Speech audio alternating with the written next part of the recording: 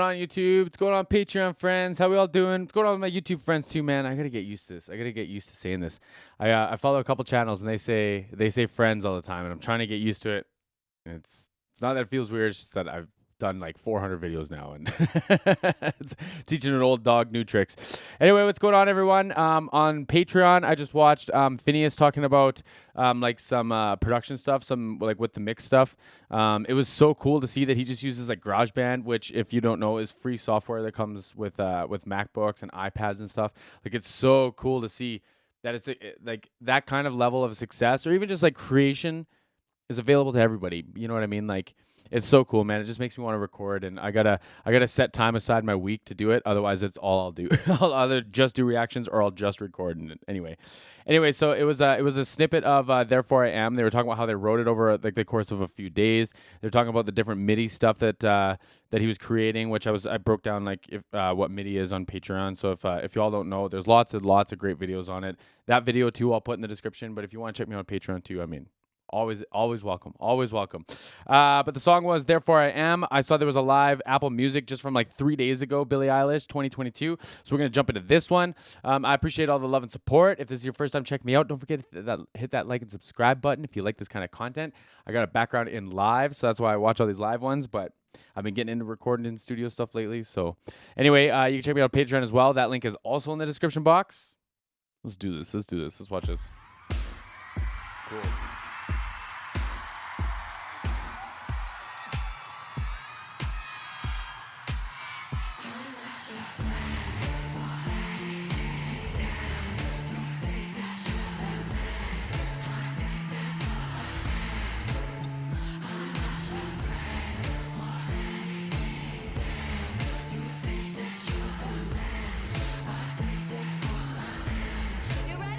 It's dope to hear so much of like the crowd in that mix too. Like, this crowd is hyped to hear this, right?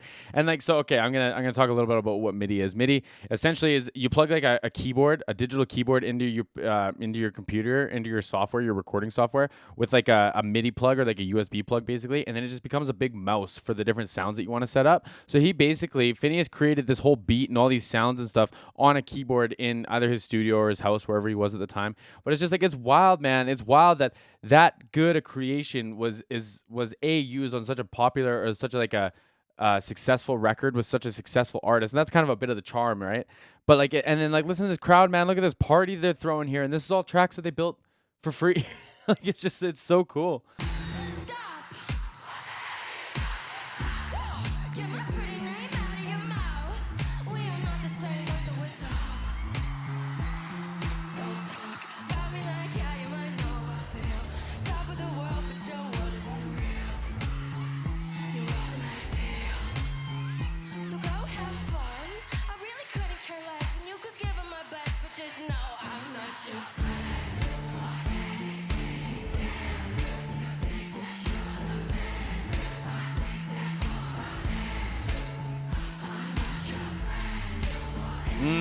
That's such a dope like little break too, and then the like it's a shot on two. You see it a lot in funk too, but like it just hits so hard. Two. Like, it's so dope. And I think they're like relying heavily on the vocal track for like the chorus, and that makes sense too, man, because like it kind of has a certain energy. The way that they recorded it into like a dynamic microphone. She was holding it in her hand, so it's probably right up against her face, right? And it sounds very like in your ear, like she's whispering, like almost ASMR level, right? And like you can see in the verses, like she's hyped, she's singing, she's kind of having fun, she's got this like head voice thing going on. It's like got this kind of like almost, I'm going to use this lightly, so don't hold me to this. This isn't my assessment, but it's almost got this like kind of crazy happy to it. You know what I mean?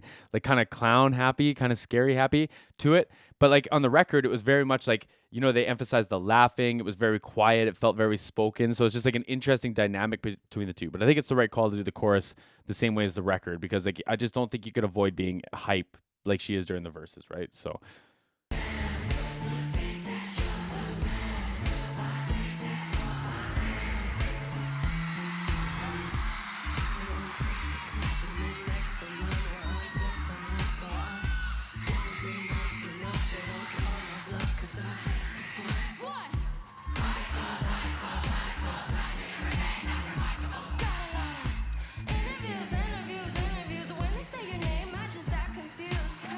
See, she's so creative. Like, and like I was watching all the like vocal layering and everything that they did for this, and it's so cool that she can just do that right it basically on the spot with what she's given from her brother.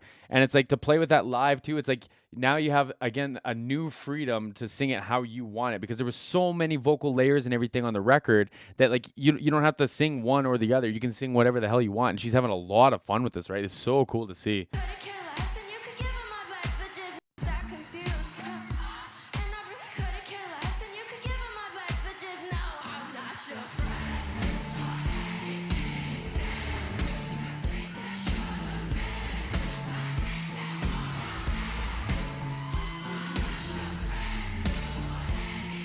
Dope, just dope.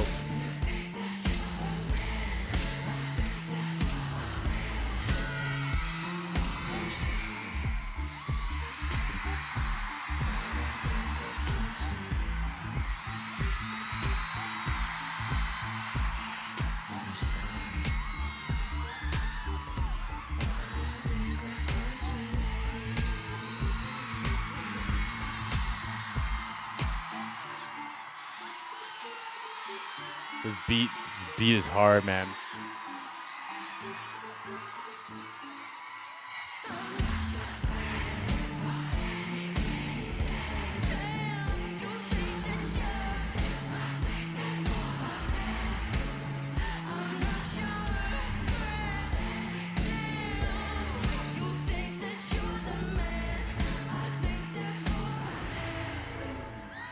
So dope, so dope. And I like how she like flexes that she's like a dope singer at the end of it too. Like she stayed true to the song until the song, like until like the back end, and then it's like she started like really singing, right? Because I was listening to a lot of like the harmonies and stuff that she had on the vocal takes on the of the recording of this, and it's just like, man, like she's got such a cool, like unique, beautiful voice. And then like to like, be having fun, play the character, playing into like the theme of the song, the mood of the song, but still get to like sing on the outro, man. Like I think it was very well put together. I think she did a good job in the performance. Like she turned it into a rock show, like I have nothing but good news, man. This is all fantastic. I dug the hell out of this. I appreciate y'all watching. Give me that thumbs up if you like this. If you want to help support the channel, if you want to jump on the Patreon or anything, like I say, it's in the description box. And I'll see everyone again soon.